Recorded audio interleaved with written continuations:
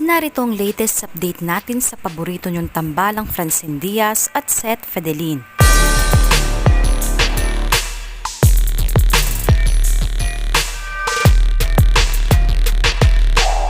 Spotted sa taping ng Dirty Linen ang napakagandang si Kiara Fierro na nagliligpit at naglilinis ng kanilang pinagkainan. Pabirong sinabi ni Seth Fedelin, ito pala ang dahilan kung bakit niya nagustuhan ang nag-iisang Kiara. Ganun kasi kami kahit mayaman kami.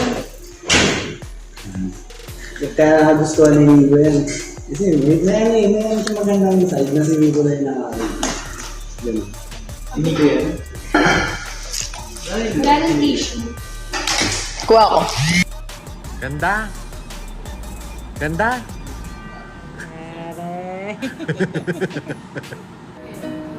Wala rin kasi akong makausap at kasama. Huwag ka nang mawala. Huwag ka nang mawala.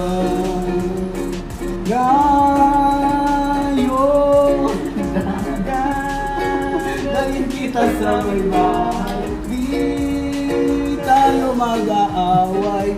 Alis tayo sa tunay na mundo.